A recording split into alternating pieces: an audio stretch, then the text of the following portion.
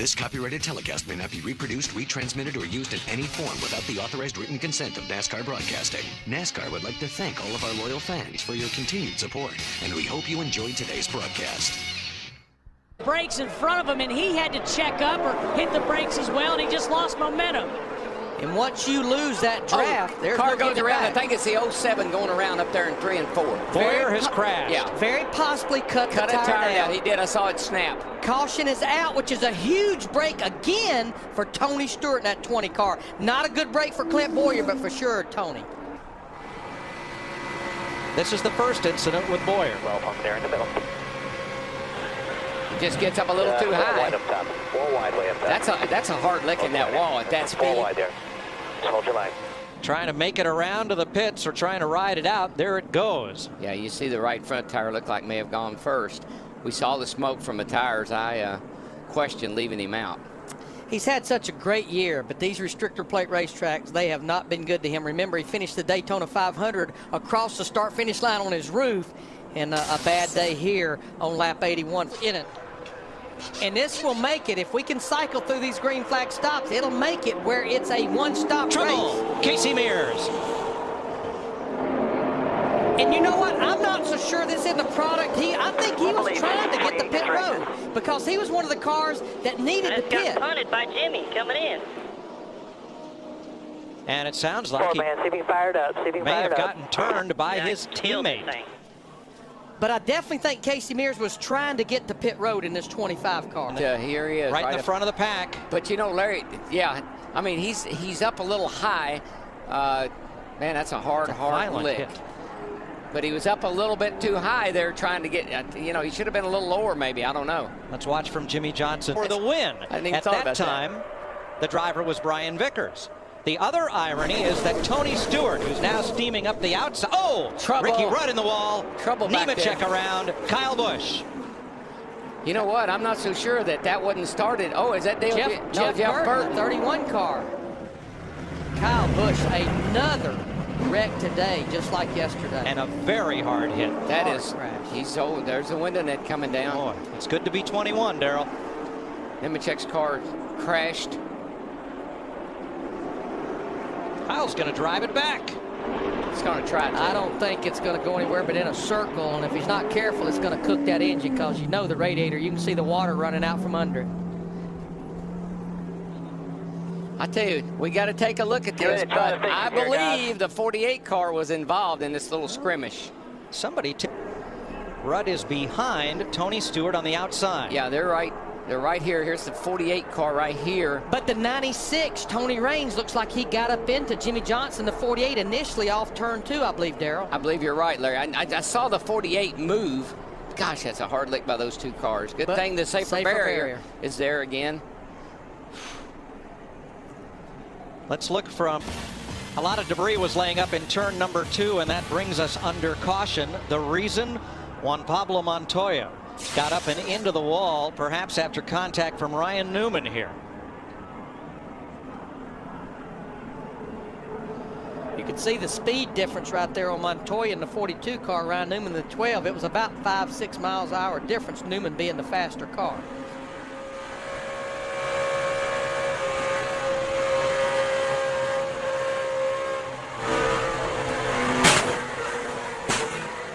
And that really pancaked the right side of his Haviland number 42.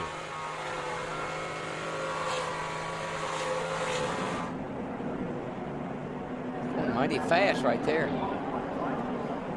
He got on that concrete and he couldn't get it stopped. Couldn't get it wound up. You know, Ryan Newman and the 42 do have a history of running into each other. What are they going to do then?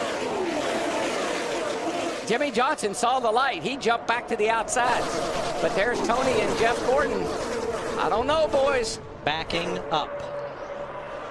And we've got 8 to go, about 7.5 laps to go. We're getting a slight report. David Ruderman in the 00. Maybe a little bit of smoke in his cockpit. It doesn't matter. You got to go. Now there's a tight draft on the bottom lane, and they're pushing forward once again. Just a nice soft push. And you see Jimmy Johnson once again. He's trying to get in the right lane here. He was up high, he's down low, waiting for the push. Gotta have the push. And Reed Sorensen in that 41 car, he slammed right down in front of Tony Stewart, that 20 car, suck up behind that 48 car of Jimmy Johnson. They'll be coming to 7 to go this time. Oh, it's getting pretty now. I like the way it's shaping up. They're triple wide once again, just like they were for the first 350 miles, Dick.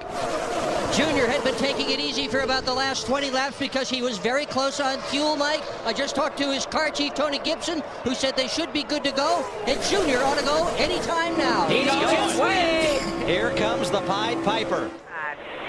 Here we go. Outside now, outside and inside. This is when you earn your money right here, boys. We're riding with him. That's David Strimmy in the 40 car, giving that little bump draft going off into turn 3.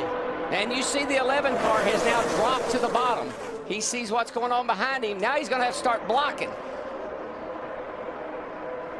Through the tri-oval where the finish line is at Daytona. Here, it's a lot further down toward turn 1. The finish line is here. The finish, 6 laps away. McMurray says, okay, enough of this. And he's going to try to make the pass. And does. Jamie McMurray. And he's got help from his teammate, David Reagan, in that 6 car. Here comes Earnhardt Jr. in the 8 car. He'll go to the bottom of the racetrack. They got nothing for the 8 car. I see that coming. He's got it. And Stremme comes all the way up to 4th. Jeff Gordon 5th. Junior gives McMurray a playful bump toward turn 3. I saw Junior when he came from the back of the pack earlier to the front. He's been playing some mind games, boys. But here comes that 24 car, David Strimmy, trying to block him down on the bottom side. He can't do it. Here he comes with help from his teammate. Yeah, don't tug on Superman's cape. Jeff Gordon won the pole. He's had a fast car all day, and he's got help. 5 to go, 5. And all McMurray can do is drive out the rearview mirror. That's all he can do leading this race right now. He's got a good race car. I saw that in practice on Thursday. Friday he had a great car, but I don't think he can hold off that 8 car. Did Jamie McMurray get to the front too soon? I like what he did. He had no choice. He was going to get sacked either way. Oh, Hamlin got a bump. And Well, he almost got out of shape. Hamlin was trying to get into the line behind the Jeff Gordon so he could go forward. That outside line is still holding together pretty darn good. We got 29 cars within a second of each other. They'll be coming to 4 to go this time. Smoke, Rudeman. Oh, no. What's happening to David? Remember, we had a report that he had smoke in the cockpit. Tear it up, let them all come by. He's loaded up. I think I heard rear end tearing up. 2 more coming. All right, you're clear all the way to the bottom. Clear all the way to the bottom. Oh, David. No caution yet. No. Motor blew up. Caution will wave. This is not what the 11 car wanted to see. Remember, Mike Ford talked about, didn't want to see a green-white checker. Just as Jeff Gordon took the lead, caution comes out. Goodness gracious of me. Now, NASCAR has a rule, we're at 4 laps to go, that if we get to the end of the scheduled race distance, and we're not under green, we're under caution, they will make one attempt to finish the race under a green-white checker situation. Green flag, white flag next time by, checkered flag. We've called it overtime. We've called it checkers or wreckers. We've got a very uniquely NASCAR name for this way to finish the race. We're going to call it overdrive. We're going into overdrive, folks. Green, white, checker to finish it off in Talladega. If you're going to get Jeff Gordon, you got to get him now. Yes, you sir. cannot let him get up to speed. Regardless of where the start finish line is I at. tell you. But Jeff Gordon can't get a big restart and get away from the pack because then they'll draft on by him. I think McMurray is going to try to jump all over him like a frog on the June bug. Green flag. Johnson to the inside. And there goes Kurt Busch in the 2 car with him, pushing him. They're going to trap McMurray in the 26 on the high side. Boy, I'll say, look at him fan out. High, low, somebody help me. Oh, There goes Stewart, the 20 to the high side with no help. They're 3 wide off turn Trouble, 2. boys, We got trouble. It's over. There's the caution. There is the caution right there. Only one attempt at this green-white checker. And Stewart has crashed. While everyone lifted for the caution flag, Tony Stewart ended up in the wall.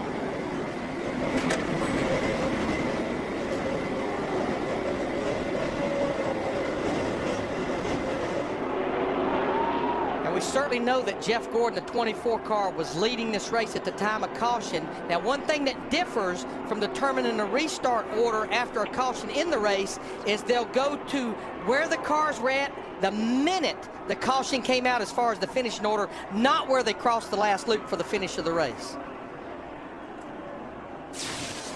Let's see what happens here, because they were all coming up to speed and there was a lot of blocking going on. You see Gilliland, I just saw him cut down in front of Tony. Kenseth got into Sauter. Sauter's still okay.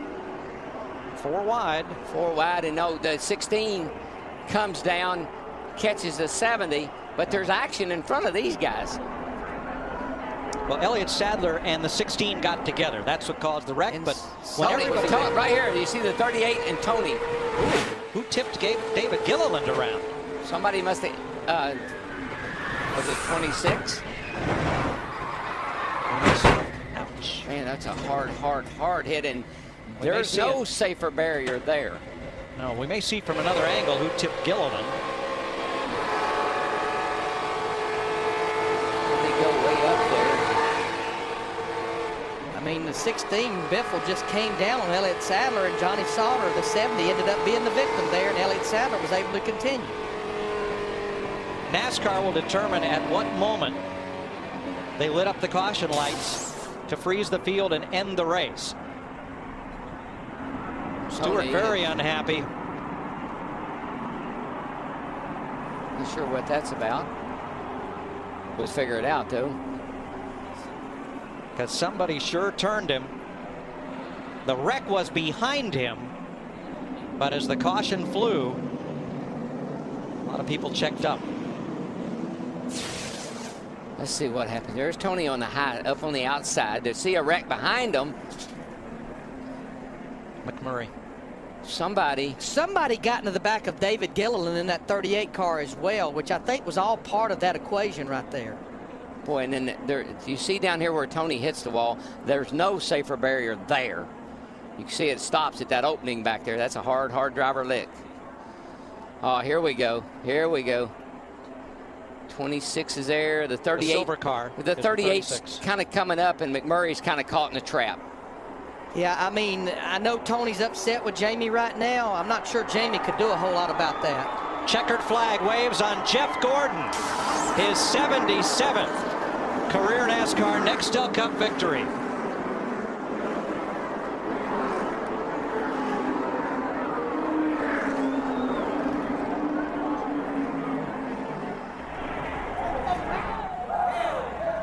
Jimmy Johnson second, Kurt Busch is third unofficially. Jamie McMurray, Dale Earnhardt Jr., Daytona winner Kevin Harvick, Gilliland, Stremme, Newman, and Truex, the top 10. You'll see the unofficial running order across the top of your screen.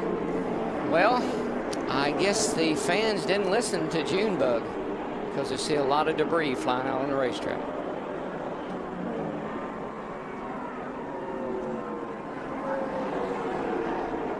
I just think that Jeff Gordon winning Jeff Gordon's just on a roll this year, guys. He's got all the momentum. Everything's going his way. He's had 4 poles.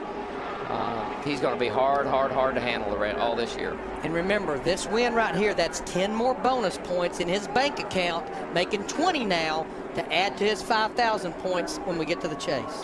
This copyrighted telecast may not be reproduced, retransmitted, or used in any form without the authorized written consent of NASCAR Broadcasting. NASCAR would like to thank all of our loyal fans for your continued support, and we hope you enjoyed today's broadcast. The following is a paid advertisement for The Magic Bullet, brought to you by Homeland Housewares.